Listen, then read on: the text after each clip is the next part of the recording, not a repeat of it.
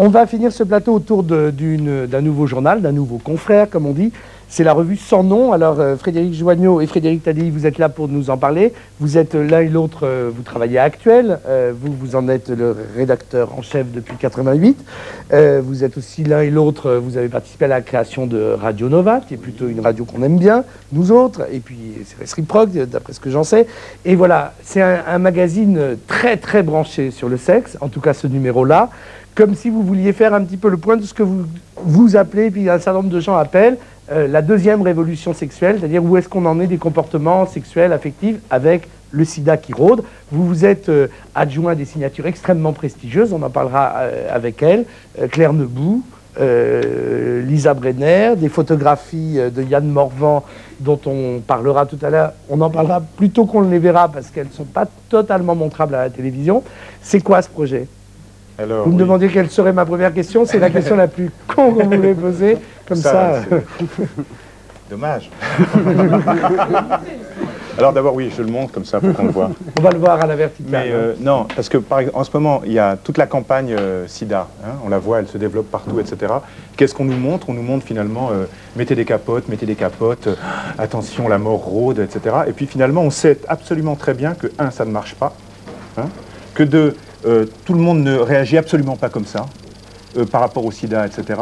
Qu'en fait, la question du plaisir, du sexe, etc., elle est toujours là à nous hanter, à nous tarauder. Et en fait, on essaye de trouver la manière de s'adapter, de jouer avec.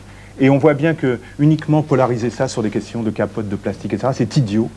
Et en fait, finalement, nous, ce qu'on pense... C'est idiot, mais c'est quand même utile, non? Oui, attends.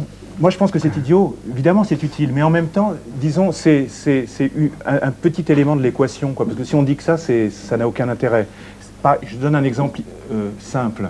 À partir du moment où le plaisir, le sexe est marqué par la peur et par la mort, qu'est-ce qui se passe? Il y a un effet pervers, pour le coup, immédiat.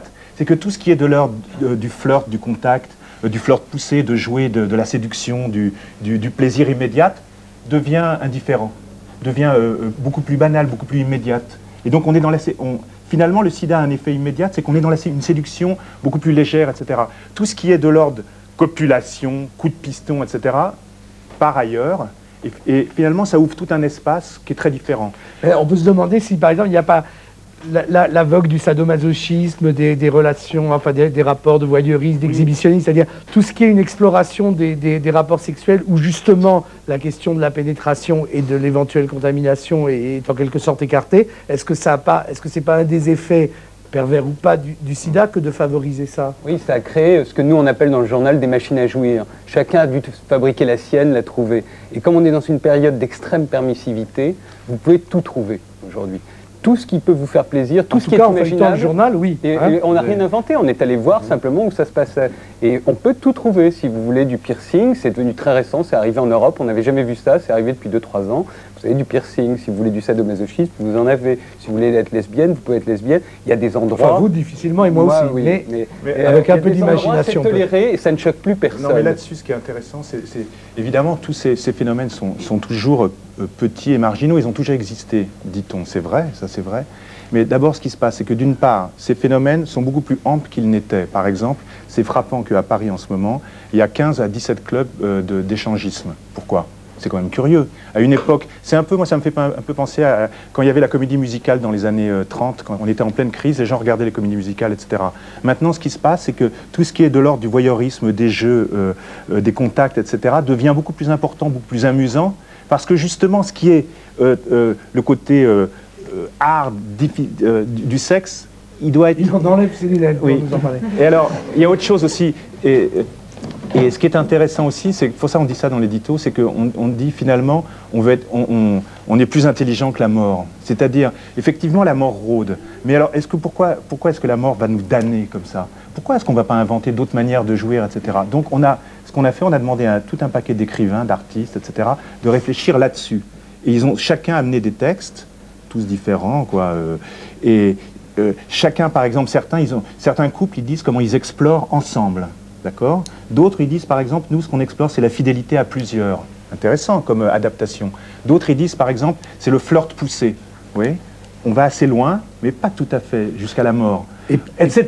Et puis il y a par exemple le texte de Lisa Bressner, qu'on connaît comme l'auteur du sculpteur de femmes qui était paru l'année dernière, la saison dernière chez Gallimard.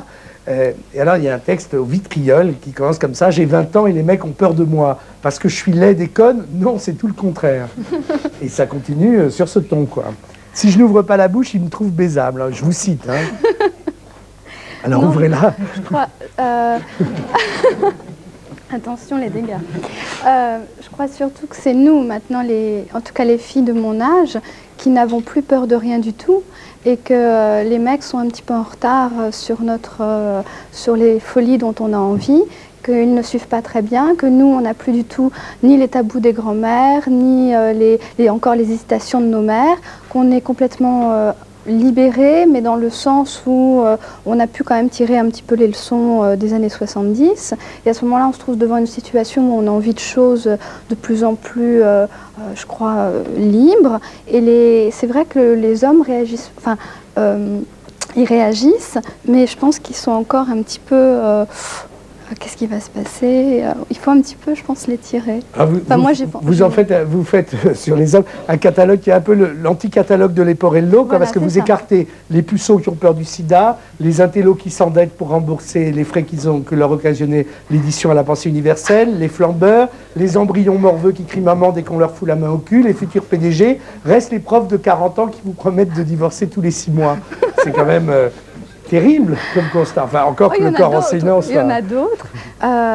Bon, bien sûr, c'est un texte comme ça, mais je crois qu'il y a, les femmes n'ont plus peur de grand-chose maintenant, et c'est peu un homme idéal qu'elles cherchent, donc c'est pour ça que je fais une espèce de liste débile, finalement, parce que c'est des gens qu'on rencontre, mais qui restent donc en retrait, et l'homme idéal, il est, je sais pas, il est... Ne montre pas. Et vous concluez votre article en disant: avec nos grands airs, on leur a ôté l'envie de nous séduire. Ouais. C'est pas un petit peu stéréotype quand même sur le rapport homme-femme aujourd'hui que de dire ça? Bah maintenant, je crois depuis 20 ans en tout cas, on a appris à bosser, à réussir, à avoir une tête bien faite et bien pleine.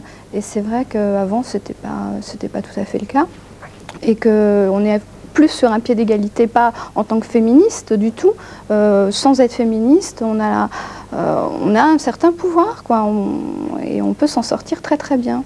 Et les mecs, ils se disent: merde, elle y arrive, et moi alors je traîne, parce que finalement parfois ils sont pas si à la hauteur, quoi. Claire Nebout, c'est votre... Ça résonne, parce que c'est pas la même génération, donc c'est peut-être pas le même type d'expérience.